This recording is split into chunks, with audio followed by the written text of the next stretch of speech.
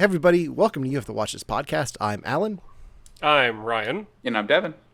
And today we are going to be talking about the 1995 film, if you can call it that, Mighty Morphin Power Rangers, the movie. A movie that Devin had never seen because Devin was not allowed to watch Power Rangers as a kid. I wasn't. We'll talk about it. Yeah. Because Devin was a violent little meanie. That's 100% true. Sorry, man. Yeah.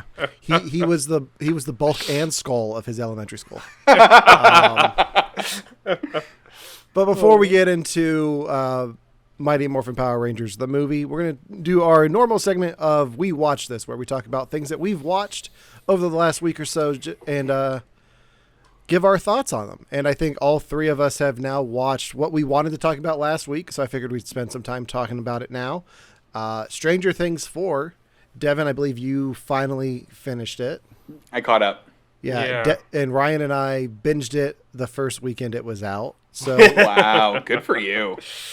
Yeah. Ryan, how long did it how long did it take you to watch it? Okay, so it took Kirsten and I about 2 days to get fully through it. So we watched up until episode, now I can't remember. I think we watched the first 3 episodes day 1, and then we watched the rest of it the next day. Wow. We did the opposite. We did the first 4 and then watched the last 3 the second day.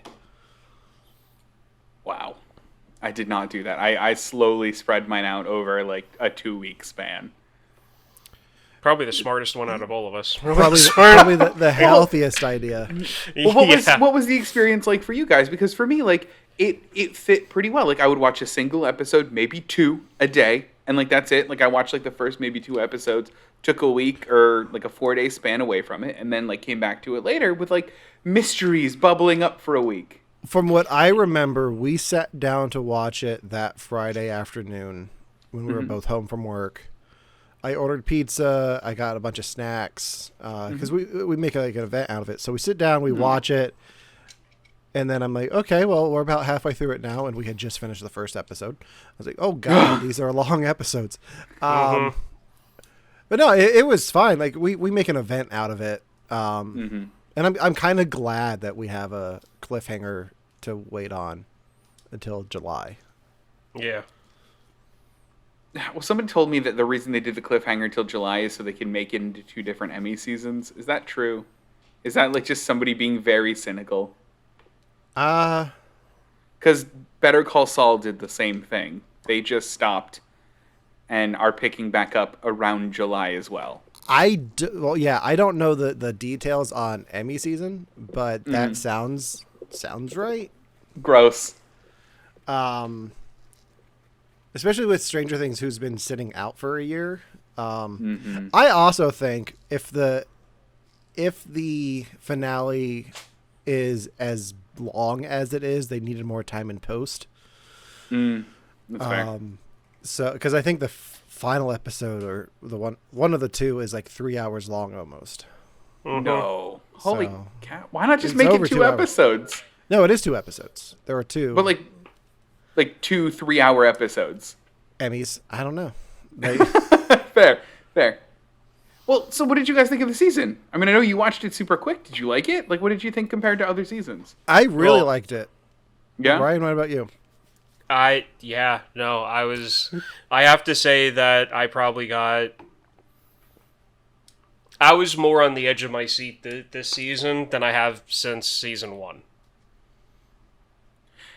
I had the same thing, and I think it's because the tone felt a little different. I remember distinctly season 3, one of the characters at one point basically turns to the camera and does an ad for New Coke. And at some point they crash showing of Back to the Future, and they were like, this movie's wild. And it felt more remember this 80s thing? Remember this 80s thing? Here's a monster. Remember that 80s thing? And this one felt like it had a plot and a story that it needed to get through, and sure, it was set in the 80s, but it didn't care. I think part of it for me was the fact that random people were, not random people were getting drawn into it, and I was not expecting that, and that's what kind of got me more sucked into it than I maybe season 3. And I think I think season 3 suffers from not knowing where the show is going. Since season 3 aired, they've set an end date. Like season 5 is going to be the last season. So I think it does the same thing that Lost kind of did, where it's like, okay, we don't need to like just tread water for a little bit. We can move forward with the plot, and this is where we're going. We know we know where we're going. We know we just need to get there and not waste as much time focusing on, hey, look at all this 80s nostalgia in this mall. So I think that's part of the reason why it feels so straightforward. I mean, and that makes a lot of sense. Did any characters kind of change, or did your opinion of characters change in this season? Because, oh boy, did mine. There were some characters I remember the first couple seasons rooting for, and this season just being like, get him out of here. I don't like this. I don't really think so. No. Who did you turn on? Yeah, because I'm curious. Specifically Nancy. I do not care about Nancy. Why? She can get out of the season. She's just the worst. Well, what happened? When? She's just like, I mean, without going into spoilers, just a couple of, I mean, from like the second you see her on camera, she's like, I have a problem. And then like doesn't get better or change from that almost the entire time, to the point where like they're trying to set her up with like a will they won't they in this season, kind of like they do in other seasons with her. And I very much don't want them, because I think the person they're setting her up with deserves way better than her. I mean, I don't really see her character had changed that much. Like that, she seemed like the same person we saw in the first 3 seasons. I don't know, maybe I expected, I don't know, maybe I just remember liking her more. Maybe I liked that whole like, I'm mean and mad and get down to business kind of thing a little bit more in previous seasons. I mean, I think maybe because you're so used to seeing her with Will's brother. Yeah. And then this season, for the first part at least, she's on her own. I think I just need them to talk. I think I need those two to talk, because like they're both just being incredibly, to start and preface all of this, in the beginning of the season in episode 1, Jonathan and Nancy are in separate places. They want to see each other. Each person wants to, but each person doesn't want to. And then like it's just kind of used as like a punchline for a joke throughout the season. And I'm like, we spent a long time building up this relationship. It's super awkward. Give me a scene. Have them call each other. Like, hey, you're not coming? Great. This is awkward. Are we broken up? Like, I don't know. Give me something. And maybe that's why. Maybe like there's that closure I want. I mean, quick. maybe they could have, gotten to that phone call if, people weren't being like, I don't know, made dead. I mean, they both have had issues before things went upside down, pun intended. Yeah, I have a feeling we're going to get resolution in the last 2 episodes of the 2 of them. But do you guys have a standout character from this batch of episodes? Yes, 100%. That's Steve. It's always Steve. Always Steve. It's always Steve. Steve has always been you, buddy. Ryan, how about you? I like now I'm starting to mix up my names and the faces of the characters. The new character they introduced this season. Eddie. The long-haired D&D guy. Yeah, no, 100% behind him. Like knowing how Stranger Things goes, I'm prepared for what might happen, but I hope to God it doesn't. Yeah, Eddie's good. I like Argyle, the pizza delivery guy. Argyle. Oh, he's hysterical. Have you guys called the phone number? Yeah. No, have you? If you call the phone number on the side of the pizza van, there's a message. They actually set up a phone line. They're cool. They're pretty famous for that, because they did it. They did that after season 3 with Murray. They had him. Like, that's cool. Like you could get his voicemail. Murray is still one of my favorites. That actor has stolen anything I've seen him in since the Matthew Perry show Go On, where he played Mr. K. And my wife and I don't know his name. We just call him Mr. K. Like whenever she's like, "Oh, hey, Mr. K." Brett Goldman, I think is his name. Mm. But yeah, I'm looking forward to part 2 of season 4 of Stranger Things. And we'll probably talk about that a bit more and maybe do a spoilers episode of Stranger Things when that airs at the beginning of July. So We'll stay have to. tuned for that. Yeah. In other news, over on Disney Plus, Obi-Wan Kenobi has aired its first 3 episodes. Are we all caught up on this? I am. Yep. Are you, Ryan? Yeah, I am. Oh boy. Oh boy. Okay. Gonna start off by saying, hate to say I told you so, but Star Wars fans are the worst. Oh Yeah. gosh. The Yeah. fandom menace. Fandom. Just the worst. Yeah, it's the fandom menace. I like that. Yeah, I mean, I don't think any of the hate that the show is getting has been justified at all. no. I really enjoy how fast the show is going. Like, we're already halfway through it. I think the pacing's phenomenal. I think the acting is good. The main storyline that the show is following is not one that I expected, but it makes perfect sense for the show. I think Ewan McGregor's doing a great job bringing Obi-Wan Kenobi back to life. And what do you guys think?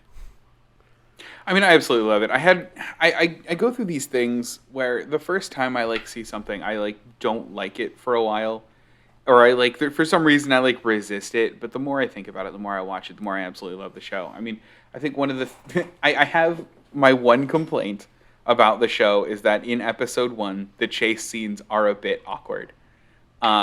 Particularly mine was there was a chase scene through a forested area. And these bounty hunters kept getting stopped by low hanging branches and needing to go these extremely long roundabout routes. And for some reason that made me approach the rest of the show with a lot of skepticism. But I like what they're doing a lot. And I don't know a lot about Inquisitors because I haven't seen Rebels and those types of things. So this is really my first time learning about them. And I think they're very interesting as a set of bad guys. You need to watch Rebels. You need to watch Rebels. Devin, I understand that you don't like the animation. I hated it myself. And it seriously took me throughout the whole first season to just get used to it. But I'm telling you, the style of animation works for where that story goes. And I know it gets to some amazing parts. And I'm sure, have there been major ties into Rebels in Obi-Wan so far that you guys are sure that I missed? No. Okay. Just some backstory. I mean, is this taking place before or after Rebels? No, after. Before. It has to be taking It's before. It's before. Before Rebels. Yeah. This is 10 years after the end of episode 3, right? The Grand Inquisitor doesn't die in this. He'll come back, What? back to tank healing, whatever. Yeah. Devin, if it helps you get through the animation style, look at the concept drawings from Ralph McQuarrie for the original Star Wars.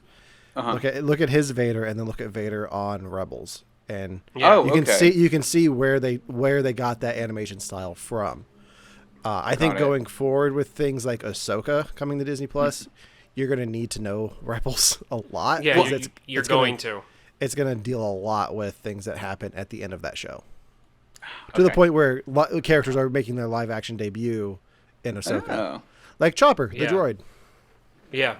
Oh, didn't know that was a droid. Yeah, and that's primarily what I meant by the animation helps along with the storyline. Yeah. Because the animation style works for the Empire. The stormtroopers, the ships, everything. It fits with the look, so. Yeah. Obi-Wan. Oh, right. So I have a very specific criticism that I absolutely love about, not criticism, but thing I absolutely love about the show. I love that for a second, or even more than a second, we see Vader's castle on Mustafar. Because I feel that's a major part of his plot line, and we only see he's there for a second. he's there in like Rogue One for half a second. Like, give me more of that. He built a whole freaking castle that nobody talks about in the original trilogy.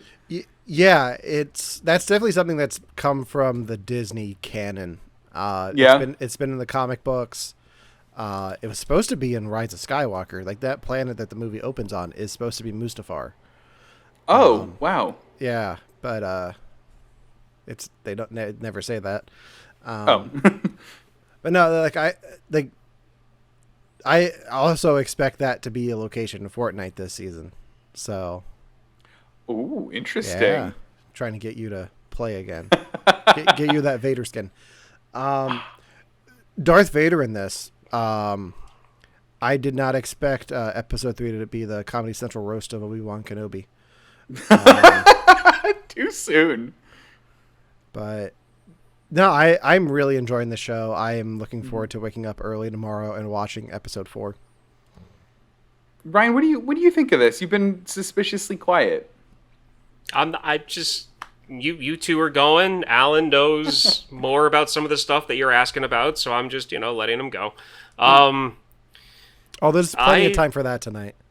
Yeah, still. I like where the show's going. Mm-hmm. I wasn't expecting, I really didn't know what to expect, so I wasn't expecting anything. Mm-hmm. That's how I go into these things. I like them showing Obi-Wan as just a hermit.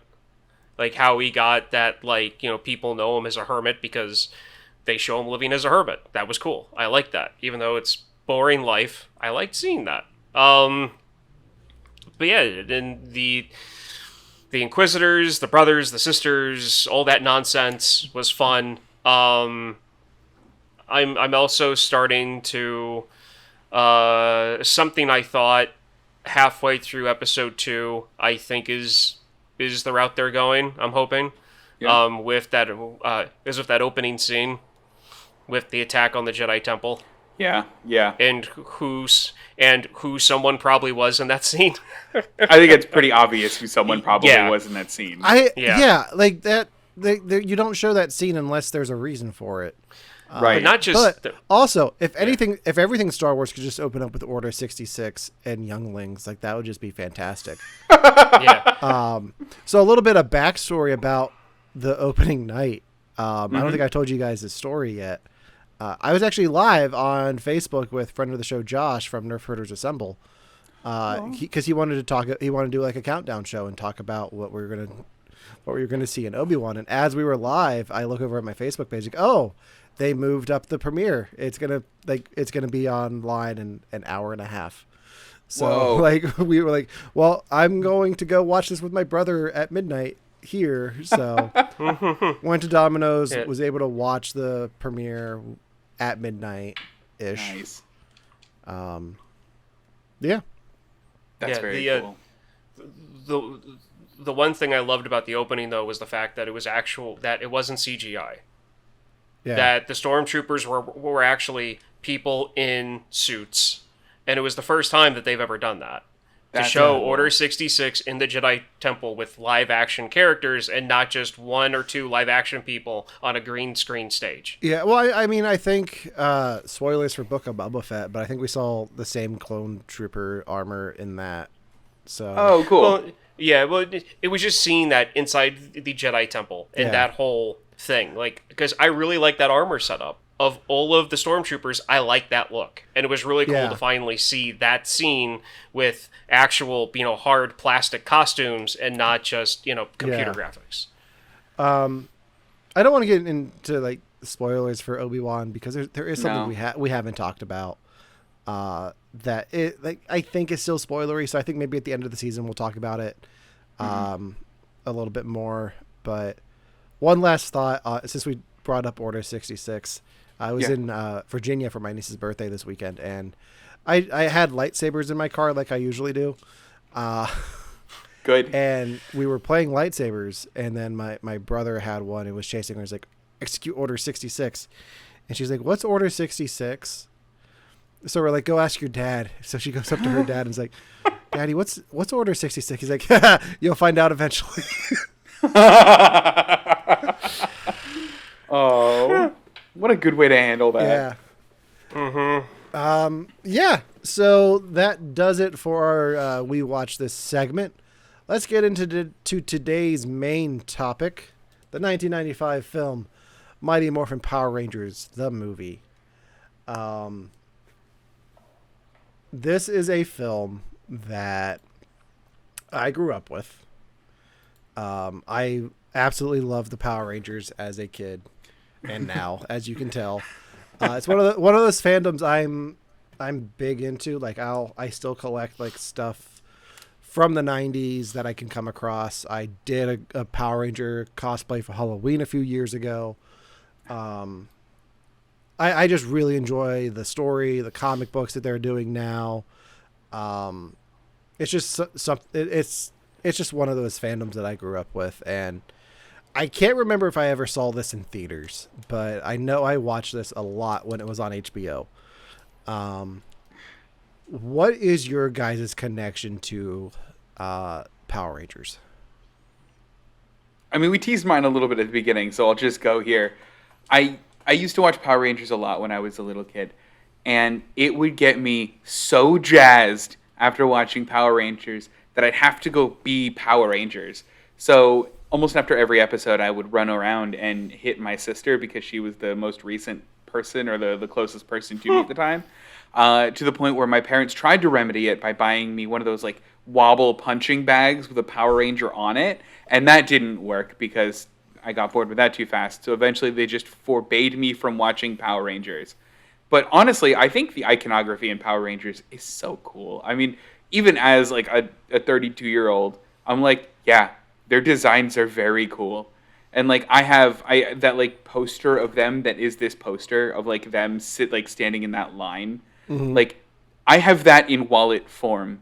Have had it since I was a little kid. Got re-gifted it from my mom for my 30th birthday, and it's around here somewhere because I still have that. And it's that like wonderful like bad plastic that you make for a kid's wallet. I love it. Nice. I absolutely love it. But yeah, I like Power Rangers a lot, but I got forebodden from watching this before the movie came out, so I never saw it. Ryan, how about you? I remember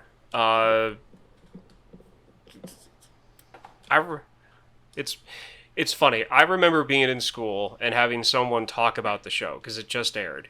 Mm-hmm. And I was like, oh, what's this? And as a little kid, then after school that day, got home, turned on the TV to watch it. And so I remember watching, Green Ranger showing up and being really into it. And then this movie came out and it was great. And then I kind of fell off the Power Ranger train when they started like changing costumes every season.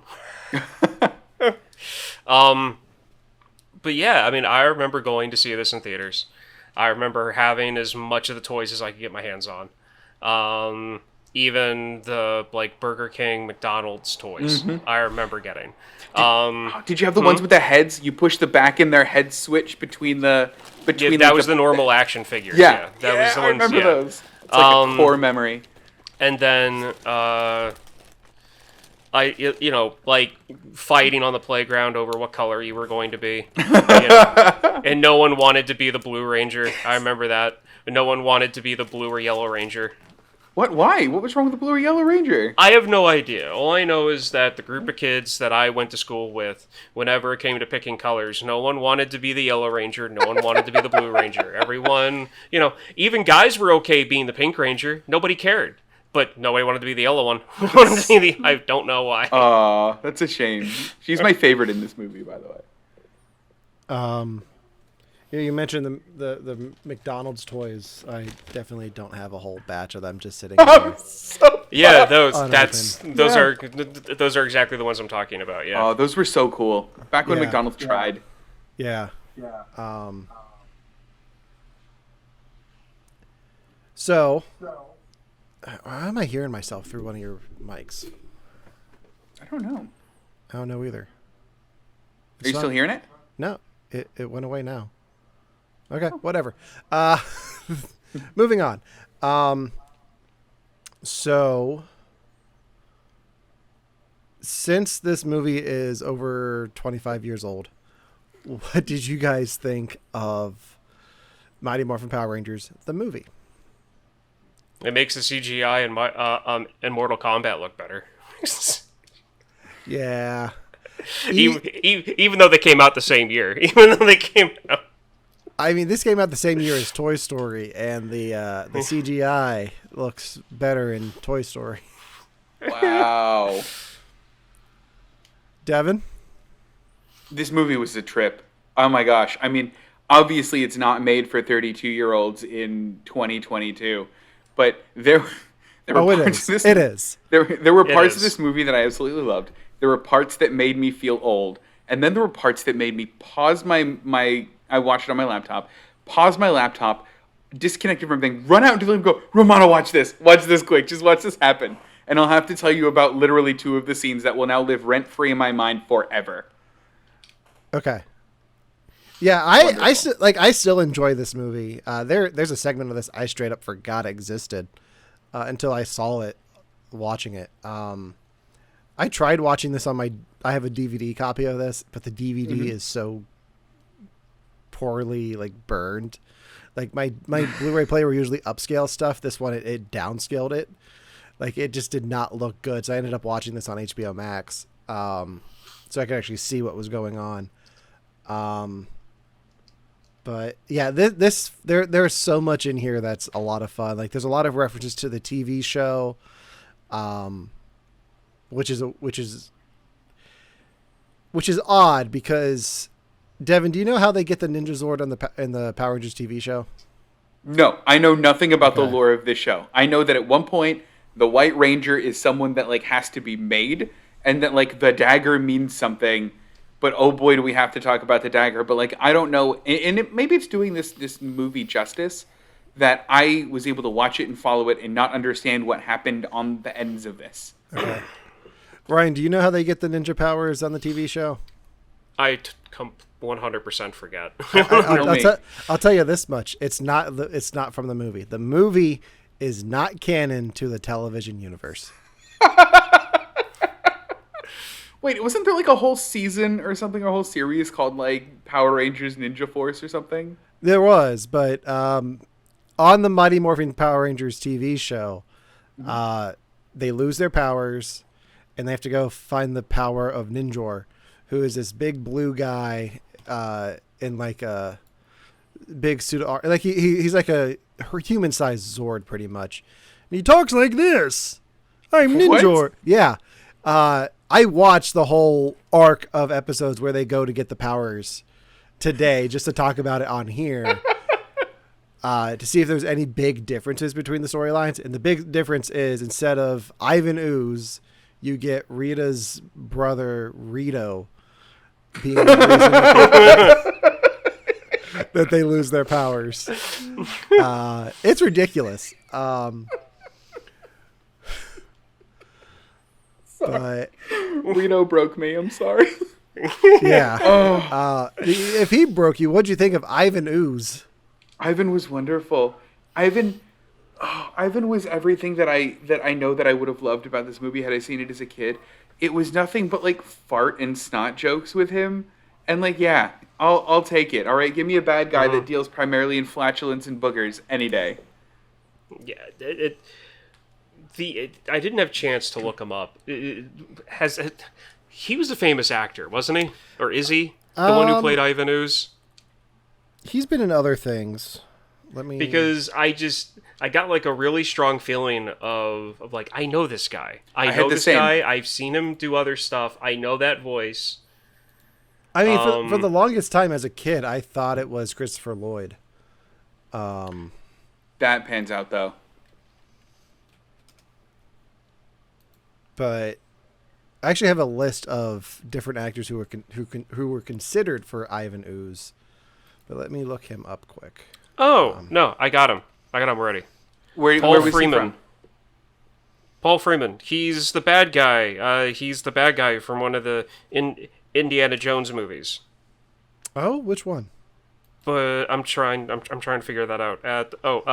Raiders of the Lost Ark, the first one. Oh, wow. Is he?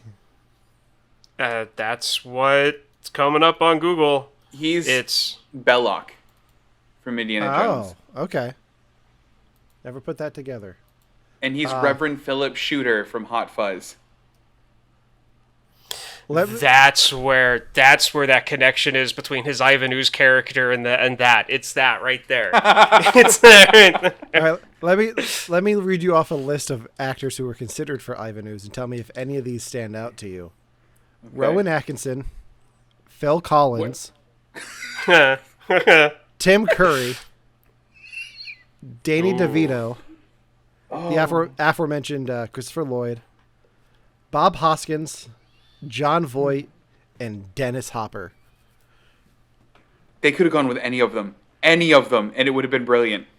I mean, all of them would have been so perfect for this. At the same time, I believe the guy they got was fine though, because I mean, like, he definitely hammed it up the whole time, and that's what you needed in a big bad kids TV show villain. You want someone to ham up the character.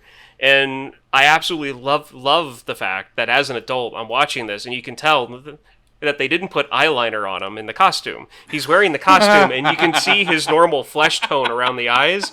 And to me, it made it better. I liked it that way. I liked it.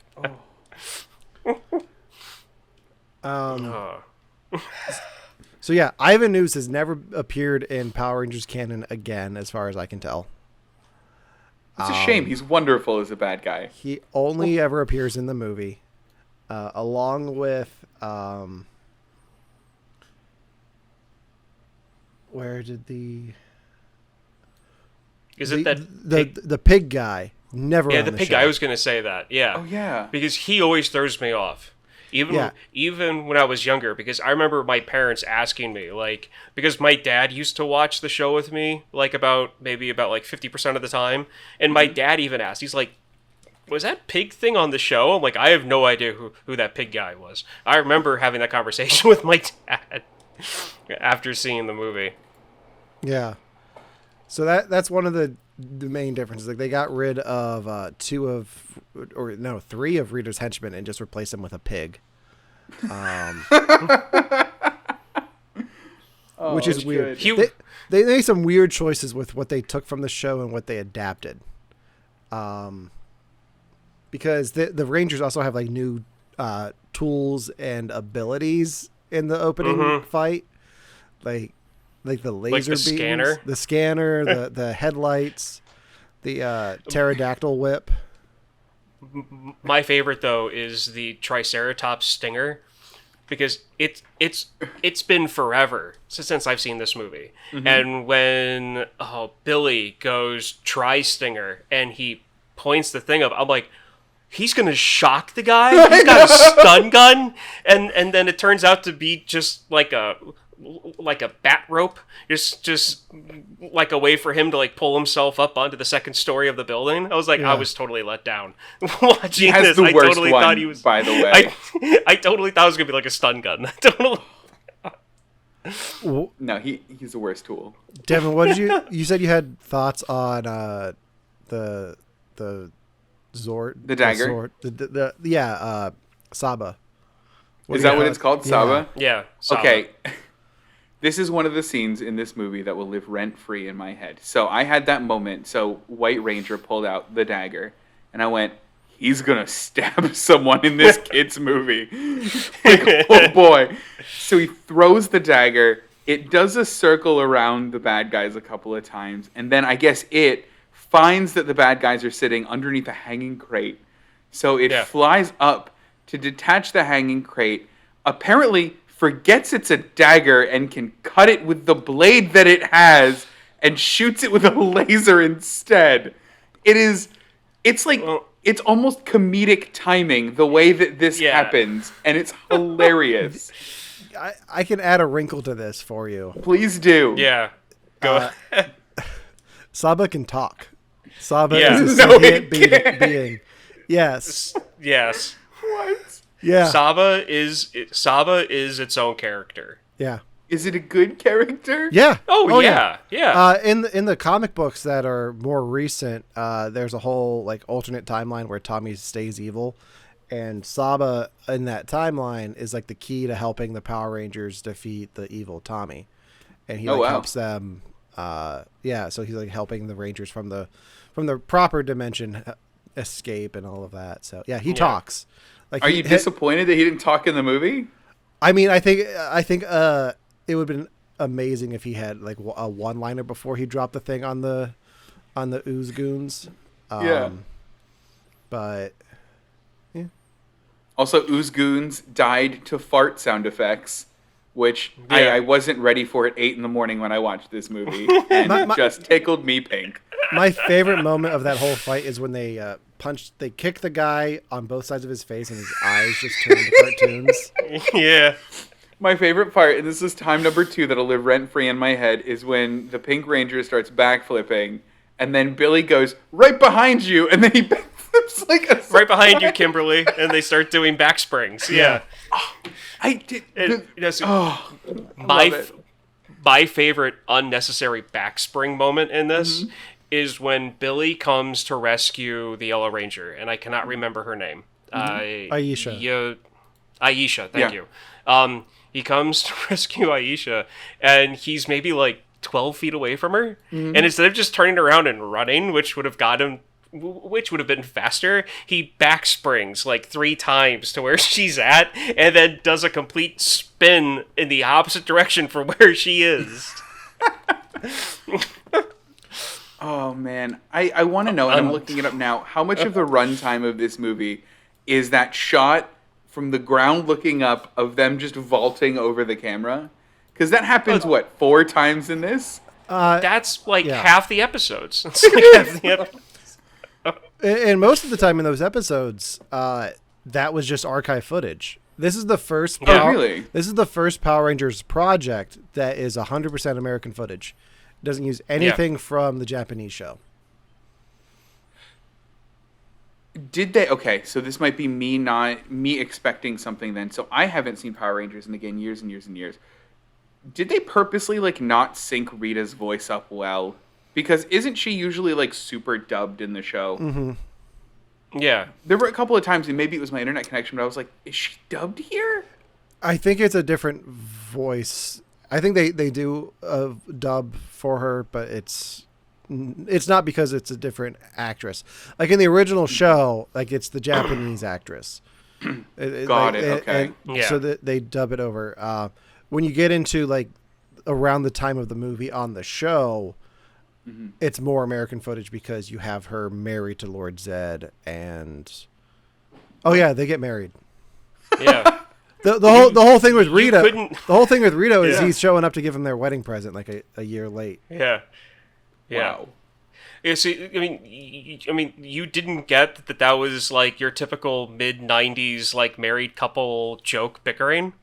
Oh, you know what? Yeah, it absolutely was. The whole wow, look at her complain. Yeah, exactly. It's kind of funny because those episodes aired at the end of season 2, so right before the movie came out. So UK audiences who watched Power Rangers didn't know by the time the movie came out that they were married. So it's kind of fitting that you had no clue.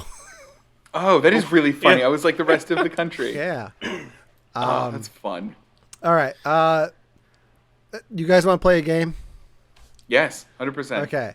And then after your game, I have one. Okay. In front of me, I have the top 10 films the week that this movie opened in 1995. So it opened June 30th, so 4th of July weekend. I'm gonna list the films, and I'll give you the order. You need to tell me if it grossed more or less than Power Rangers. Okay. Ryan, you're first. Okay. Congo. Oh my god, that's one of my favorite movies. I know. Ever. That's why I'm giving this one to you. More or less than Mighty Morphin Power Rangers. I'm going to say less. That is correct. Oh, good. I walked out of that movie. What? I was 5. I was literally 5. I don't think I appreciated it. So you were walked out. You didn't. Yeah, I was. Out. No, I was walked out of the movie. That's not a movie for a 5-year-old anyway. What? I don't. What? Yeah. I don't understand. It's a silly monkey, Devin, you'll love it. I have major questions for you about your past after the show. Perfect. Okay, Devin. Yeah. A film that we've done on this show. Die Hard with a Vengeance. More or less than Mighty Morphin Power Rangers. Oh, made more. 100% more. It's a Die Hard movie. Incorrect. No.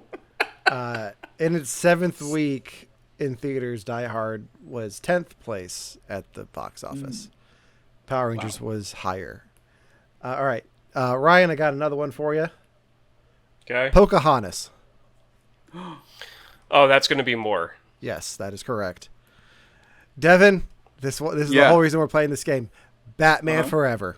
More or less than Mighty Morphin Power Rangers. It better be less. It better be way less. More. It made more at the box office. Whoa. So I'll go through the top 10 here. Oh, go ahead, Ryan. Okay. I was going to say, Devin, Yeah. what you got to do is think about, okay, family-oriented movies in the 90s did, on average, better than non-family-oriented movies. That's fair. That's fair. I don't think I thought about it that way. I Okay. think about it more like in terms of what I like. That's why I bomb my favorite movie. So here's the top 10. With 2.1 million, Die Hard with a Vengeance. With 2.4 million, Braveheart. Right. 2.7 million, Casper with Christina Ricci and Bill Pullman. With 4.4 million, The Bridges of Madison County. 4.8 million, Congo in 5th place, which also opened the same day as Mighty Morphin Power Rangers. Judge Dredd with $12 million. Oh, wow. That movie. In 4th place, It's horrible, but I love it. Mighty Morphin Power Rangers, the movie. This movie made $13 million its opening weekend. That's insane. Yeah. Batman Forever beat it with 15.3 million. Pocahontas beat it with 15.9 billion in second place. Any guesses on what the first place film was this weekend? Was it Toy Story? No, but it features somebody from Toy Story. Was it Big? No. Was it Tom Hanks in Big? Big was in the 80s. I don't know when that movie came out. Oh, okay. It does have Tom Hanks in it. Apollo 13 with 25.3 million. Oh. Completely makes sense and deserved it. I need to watch that movie. I'll tell you what, though, this is the week I want to go back and revisit movie theaters for. Between Batman Forever, Power Rangers, and Die Hard, like you go to a multiplex, there's a lot to choose from. That's very like entertaining stuff. Even Apollo 13 like is enjoyable. Like it's more dramatic and historical, but it's still good. Sounds like a good week. And so I didn't know when this movie came out. I just knew that this wasn't the 2017 movie, and was a bit surprised to hear them make Jurassic Park jokes, or a Jurassic Yeah. Park joke. And I'm like, okay, I guess it came out after that. Got it. Is it the same studio? Like, were they allowed to be doing that? I mean, I think they could make a reference to it. Like it's not like they're Okay. showing anything. Like they can make a joke. Sure. Kind of like how Deadpool gets away with everything. That makes sense. Totally fair. Yeah.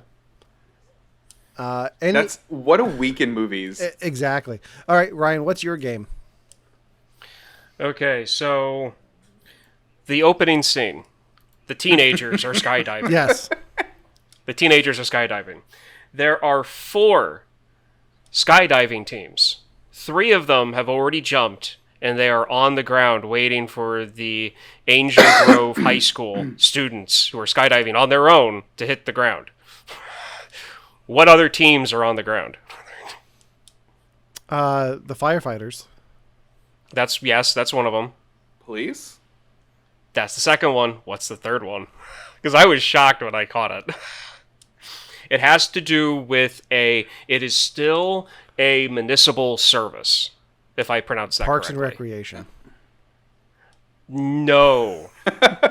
Megazord cleanup team. Like they just go through and clean I'll up the give city. you a hint. They were all wearing green jumpsuits. Like olive green jumpsuits. Sanitation? Is it like the... Yeah. Sanitation. The sanitation department had a skydiving jump team. Dark. I mean, that Makes sense. Like, you think about how much damage those Megazords do to Angel Grove on a weekly basis. Like, your sanitation department's going to be raking in the dough. Like, That's fair. You need like an army-sized group of men just to handle that destruction. So, Yeah, I mean, I just thought it was funny because the whole concept of like, okay, these are high school students. These are high school, people skydiving, 16, 17, 15 years old. And I always thought that was silly. And I saw the fire department and I saw the police department. And then I saw another poster. I'm like, what did that say? They were all wearing green jumpsuits. So I paused it. I'm like, sanitation? The garbage men have a jump have a jump team? But then again, so does the high school. So whatever. Yeah. So if you were a citizen of Angel Grove and you saw a group of teenagers hanging out together and one of them, like, they all wearing like different colors, that just happened to be the same colors as the Power Rangers, do you think you would figure it out? I'd make a few assumptions. I'm going to be honest. I'm not entirely sure that I would assume that high school students would be the Power Rangers. I would think, oh, cool, they might be fans, or, it might be like, I would take it as that they were fans. I would not take it that a group of teenagers would be the Power Rangers. I don't know. If everything I saw Billy in was blue, I'd be like, is there a link here? Are you doing this on purpose, Billy? I mean, didn't you wear the same hoodie for a year? Well, I was the Black Ranger at that point, so. Where are you at? Checkmate. I was going to say, how many times have you worn a Jurassic Park t-shirt on this show? I am the Jurassic Park Ranger as well. I'm the with the dinosaurs. That's a thing, right, for them? I'm going to be cosplaying as you this Thursday when I go see Jurassic World. Because I bought a Jurassic Park t-shirt. That makes me so happy. I feel so honored. Go ahead. No, never mind. I was It was going to be a joke, but I felt bad, so I stopped it. Aw. Well, to pivot hard then, away from the possibly sad joke, the beginning of this movie made me feel like such an old man. Because the teens jumped out of airplanes and then promptly went rollerblading around the town. If I, at my age, fell out of an airplane, I would want to nap afterwards. I wouldn't be like, let's do cool 90s sports around the town. I'm like, they must be exhausted. And then they went to go do Power Ranger things. Well, I mean, they're Power Rangers. They've got energy beyond, means. Yeah. So, I mean... That's fair.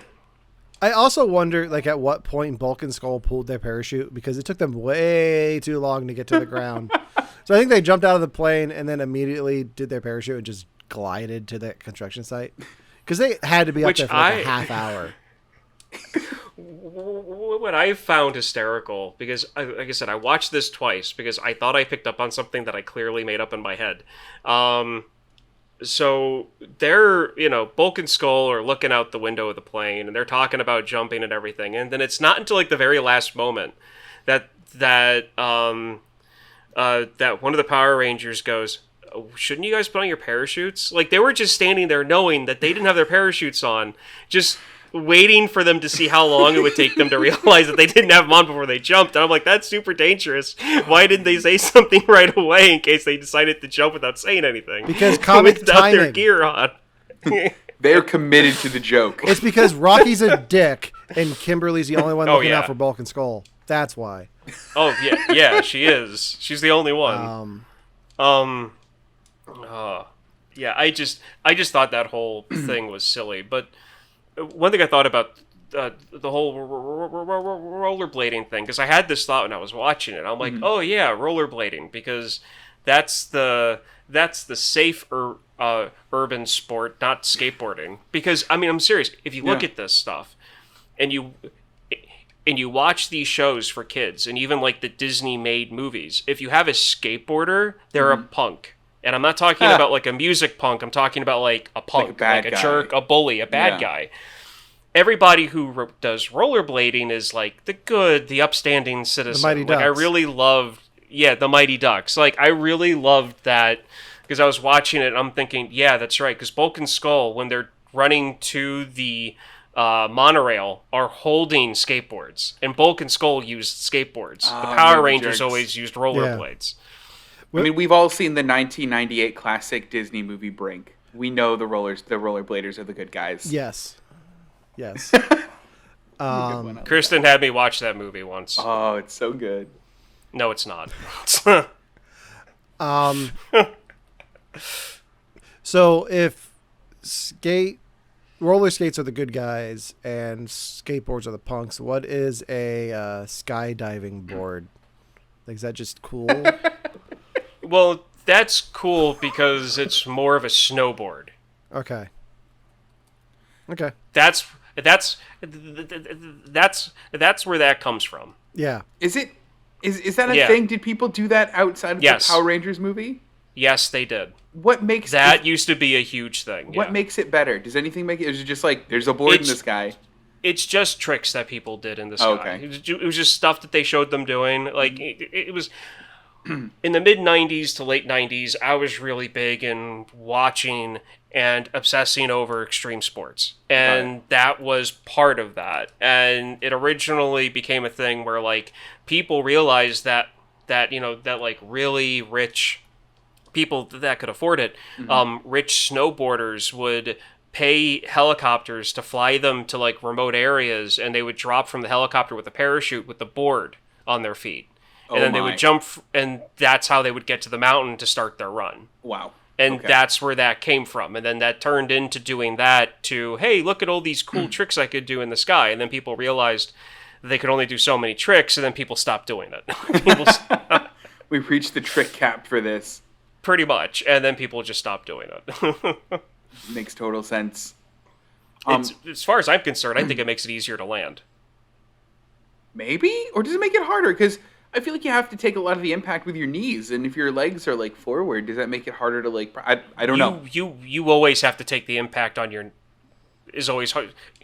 The impact is going to be harder on your knees regardless. Mm-hmm. But I mean, at least the board keeps your feet stable. Okay. I mean, I've clearly never skydove. I never have either. I've just seen a lot of it, and a lot of it's just assuming. It was definitely a moment in culture, though, where we were like, what's the coolest thing we can have them doing right now? Skydiving. Rollerblading with all of their pads, because that's really cool. Hey, safety first, all right? Whatever. On. I had a question about the movie that I know that you guys will know, that I absolutely will not. Okay. There was a kid at the end who was like, they were like, maybe you'll be a Power Ranger someday. And he's like, yeah, the Gold Ranger. And they're like, silly fun. Is he a person? Do we know him later? Does he become the Gold Ranger? I guess so back in Power Rangers Zeo, when the Gold Ranger does show up, there was a whole big history about his identity. And I think some people look at the movie and him saying that and think maybe it was him, which would have been a lot cooler than if it was who it ended up being. But no, he's like different continuity. Doesn't really play out at all. Oh, it's so sad. Aw. Yeah. In that timeline, it happens. Just go off that. I mean, it makes me feel better because, I mean, they really set that little kid up, and I'm like, oh, they'll pay this off, in something I haven't seen before. And nope, guess not. Nope, no payoff at all. So the one thing I wanted to mention, too, is I found this. I did the barest amount of research prior to this. I found an article that literally was written a couple of years ago. It's just the original Power Rangers movie soundtrack is still a banger. Guys, this soundtrack is a banger. I'm glad you brought this up because this is the reason. This is the reason I wanted to watch this for the show. I picked this up at a antique store a few months ago, and I've been listening to it nonstop since then. So just going through some of the artists on here, you got Red Hot Chili Peppers from the skydiving scene, Van Halen, There Might Be Giants, Devo, Snap with the Power. Was there a musical moment in here that stood out to you guys? I don't know why. It may be just so ingrained in my like little kid brain, but like anytime that Power Rangers theme comes on, like I am jazzed. I was like ready to go this morning, like while they were doing flips or like when the Megazord was coming together. I was like, yeah, this is it. But then also I think that I liked when they used with that power song, like the power. Didn't they use it for like all of 8 seconds before the fireworks happened, and they abruptly switched to a different song? Yeah, because it cuts to Van Halen right before the fireworks. Yeah, I was like, you could have stuck with one song, movie. Like, you didn't need to go this hard. Oh, we lost Ryan. Oh, there he is. Oh, he's back. Hopefully he's back. Yeah. Maybe he's listening to the soundtrack. Maybe, I don't know. Also, I just want to say this. I didn't expect you to have found that CD at an antique store. Oh, and yeah. That makes me sad that you found it at an antique store. You know how I go with antique. Like, a lot of the Power Ranger stuff I find is like antiquing and like thrift stores and all of that. But let's just appreciate the artwork of the actual CD itself. That they have it. There was real artistry in CD covers, though. Yeah. I don't know. I don't know what happened with Ryan. He messaged us. Did he? I don't have Facebook. Oh, it's just reconnect. He's just reconnecting. Okay. Yeah. So part of the reason. Okay. I'm not set up. There we go. Until he gets back in here, we'll just do this setup. Yeah, so, that sounds good. Let me fix this quick. There we go. Yeah, so I've been listening to like that ending scene with the fireworks. I don't know why, but that's been ingrained in my brain forever. I never knew what the song was until I got the CD. So I just been listening to Van Halen's Dreams for like nonstop. If I'm like in a bad mood, I'll just blare that in the car and Good. I mean, and that's the thing. Like, this soundtrack is amazing, and I kept catching these musical moments where I'm like, wow, they got the rights to this song, and they got the rights to this one. And like, you probably know this better than I do. Was there like real money put into this movie? It was definitely a bigger budget than the show was. Originally, they wanted to do it like the show, but Fox decided to put real money behind it and make it a bigger budget thing.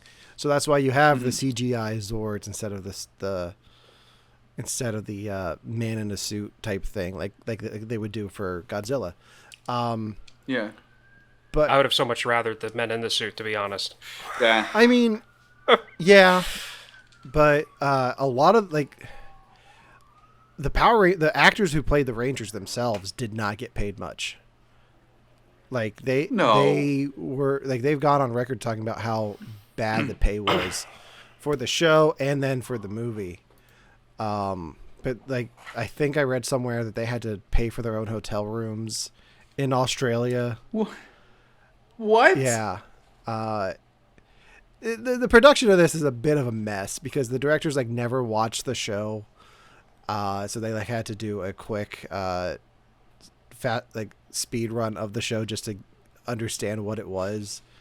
They almost had the Power Rangers without their visors, so you would just see their faces so they could show emotion. And there's a picture of it, and it's terrifying. Looking it up. Yeah. Yeah. No, it sounds like something that would happen back then. It really does. I mean, you would have just a corporate wanting to get as much money out of something as possible and just hiring someone to do it without even knowing if they know the source material. Yeah. Also, there were some casting issues with the actress who played Dulcia, the guardian on the other planet. Oh yeah. Or the actress who plays her. Let me find her name. Gabrielle Fitzpatrick was cast originally and had to drop out because of medical issues. So they cast someone else instead. We're going to play another game. Good. I'm going to give you hints for an actress who is supposed to play Dulcia, and I want you to tell me who it is. This actress has been on television since 1998 on a show that is still on, playing the same character.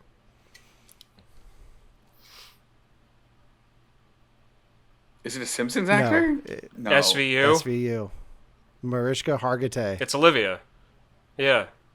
Mariska. I don't know who that is. The main actress from Law & Order SVU was cast as Dulcia, and they filmed scenes with her.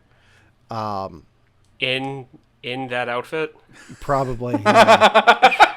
Yeah, which is weird to think about. But that would have been so weird. Yeah, especially watching it now.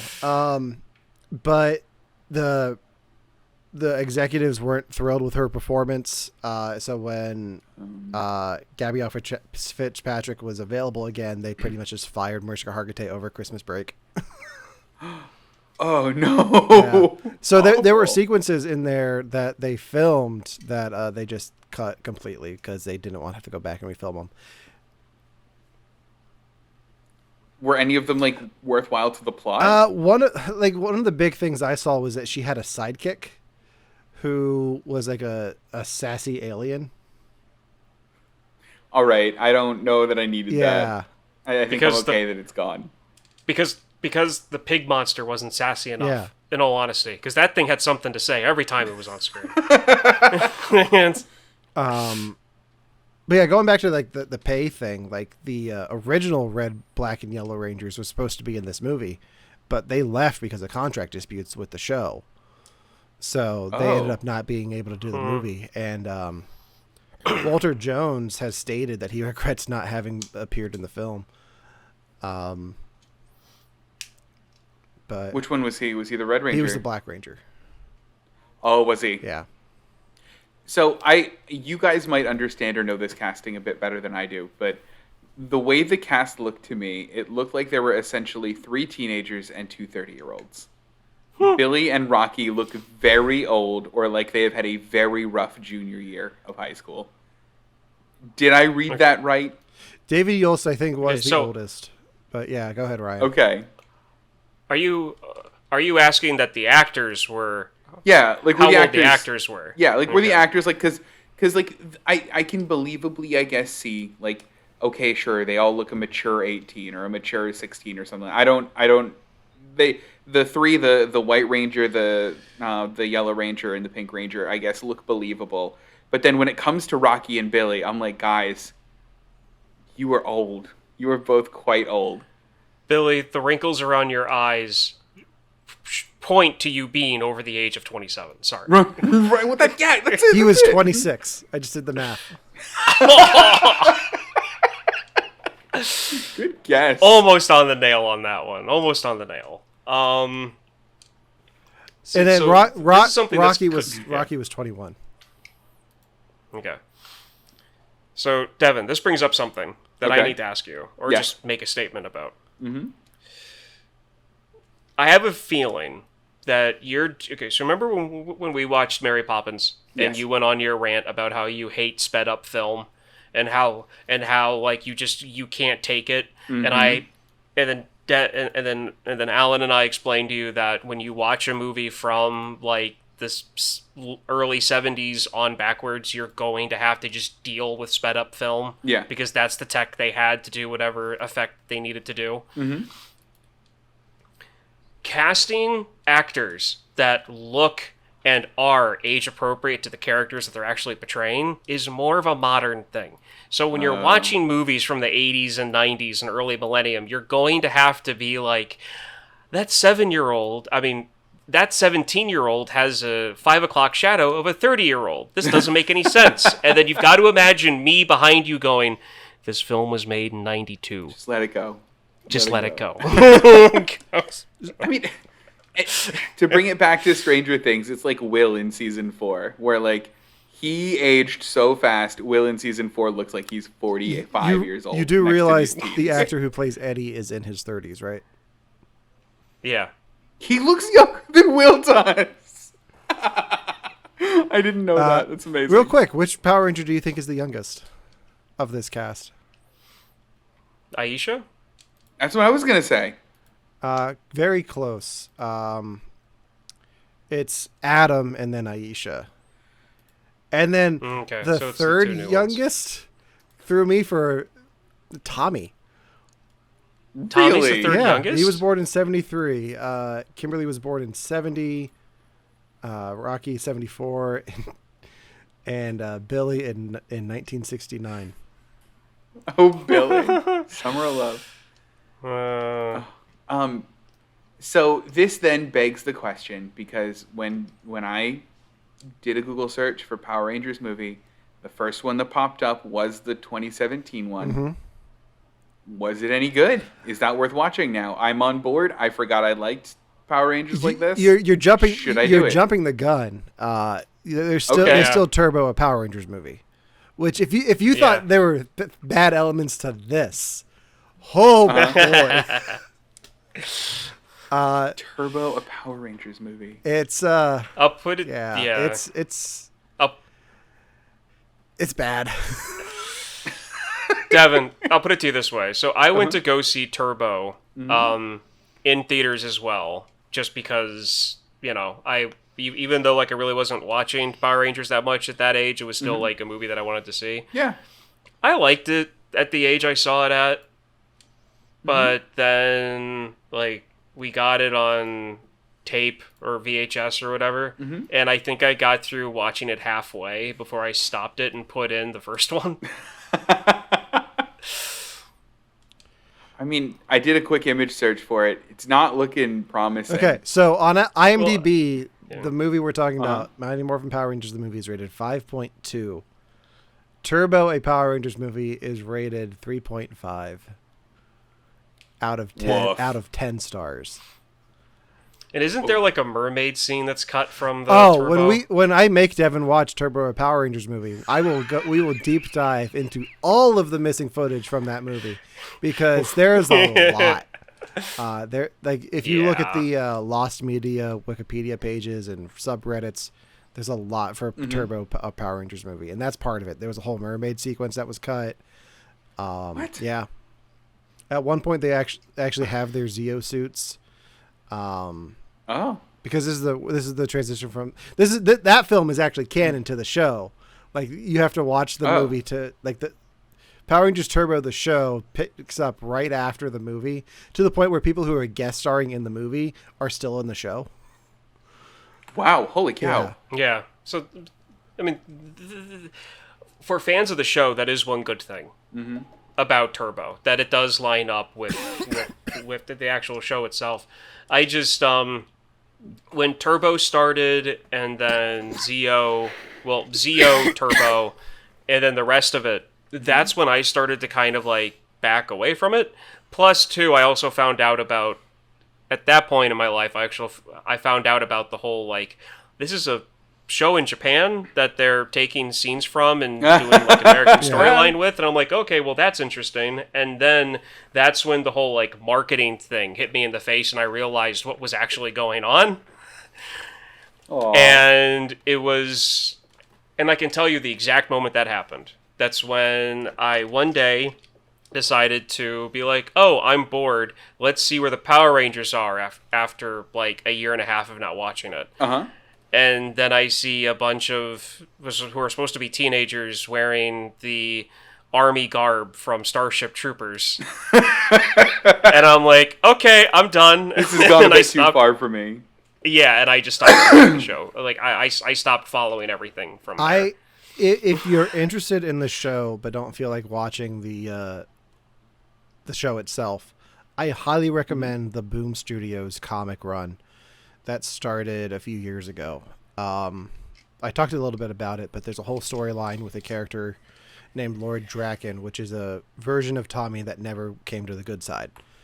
Oh, wow. So it deals a lot with alternate dimensions.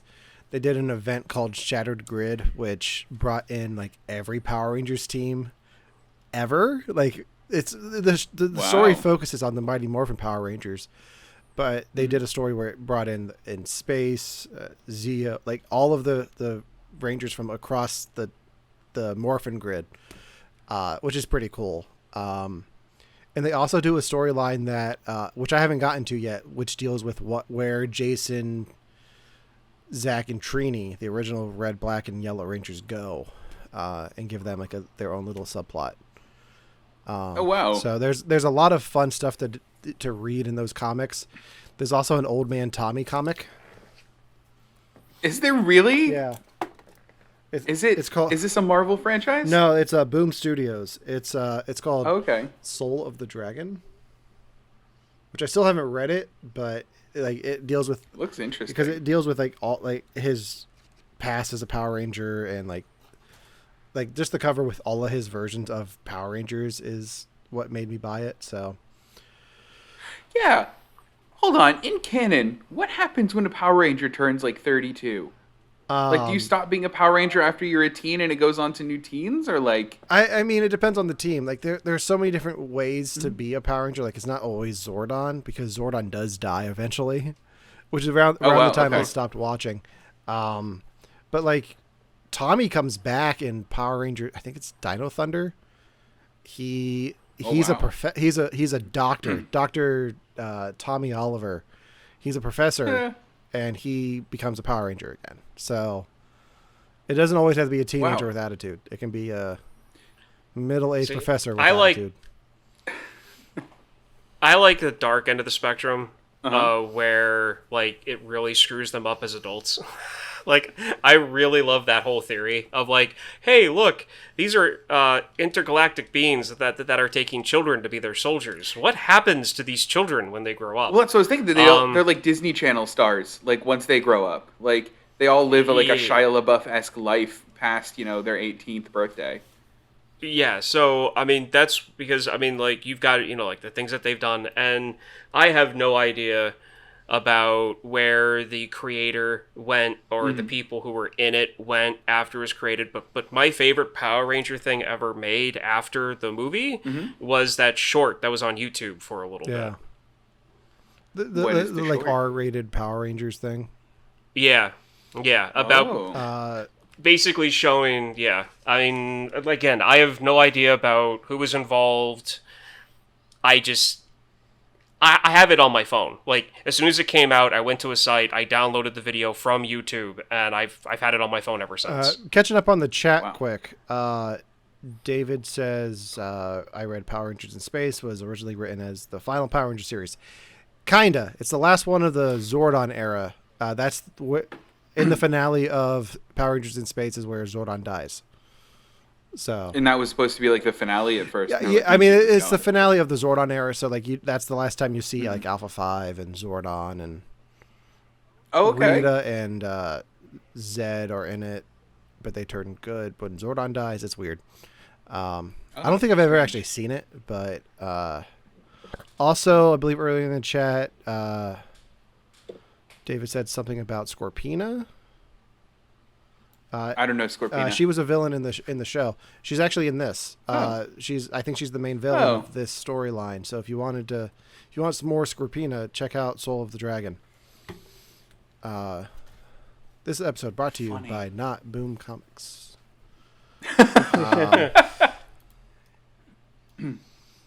But yeah, they're doing a lot of fun stuff with the Power Rangers comics. There's going to be a rebooted series in film franchise on Netflix. So. Oh no! Yeah. Anything else on Mighty Morphin Power Rangers the movie before we wrap this up? No, this was wonderful. I think I need to explain myself. Okay. There was something because I mean, like I said it twice, and I kind of disappeared from the show there for a little bit because of my laptop. The thing that I thought that I caught was I thought that they had this like running joke throughout the movie that Kimberly kept on saying ooh and gross and sick like the whole time because she was disgusted by like Ivan Ooze and the monsters. And I was like, I'm going to go back and check mark every time she says ooh, gross, or, alluding to her being, like nauseated. And it was really only like maybe one or two times. It was just the time she gave the line. It was the classic like, ew, gross. And they like really focused in on her when she said it. And for some reason, I thought like she said it throughout the entire movie. She didn't. So, but it was just one of those things. It feels like a very 90s TV show thing to do, though. Just like that character. Everything. Ew, gross the whole time. Everything they said was typical 90s stuff for teenagers that they wanted to, portray. I think my favorite line in the whole movie is during the final battle when all the swords come in and they're bad CGI, and Ivan Ooze said, "Oh look, they sent the cute pink one after me," and Goldon just turns to him and is like, "You think she's cute too?" Like, like I was not expecting that. I laughed out loud at like midnight last night to the point where my neighbors probably heard me. My favorite line is when Rita calls him a slime, like a slime crusted jelly donut, or like a slime, like it was one of those things where it was right before he like sealed her mouth with like ooze, and it was just it got to me. I actually laughed out loud at that one because it just, Rita's my favorite villain just because she was the most ridiculous out of all of them. That sounds about right. All right. Well, I think Even go ahead. No, I'm good. Yeah. Well, I think that does it for our Mighty Morphin Power Rangers episode. I feel like we're gonna have to do Power Rangers Turbo in the future, since Devin's never seen it. But on that note, Ryan, next week it's your pick. I really wish you would say you were doing Congo, but I know you're not going to. But no. Congo is on the list though, so that'll be happening at some point. We were originally going to, like 2-3 weeks ago, we were going to do for the love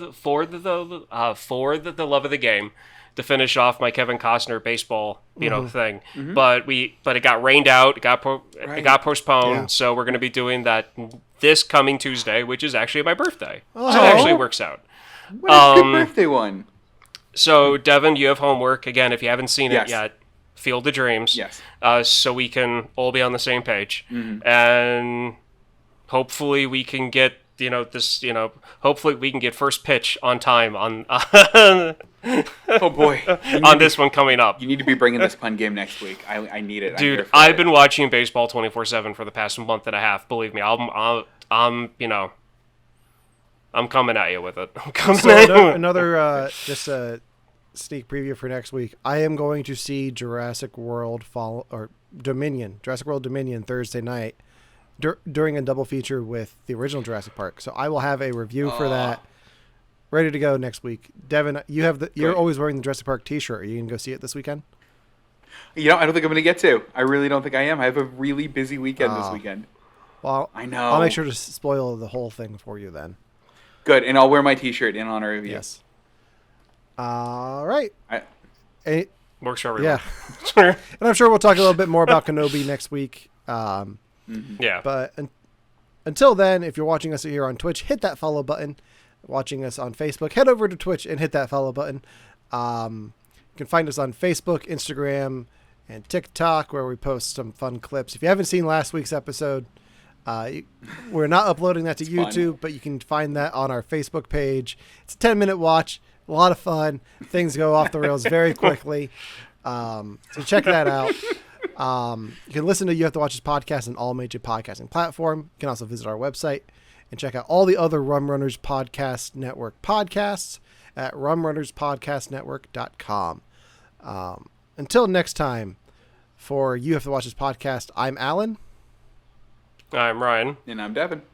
And it's Morphin Time, not Morbin Time.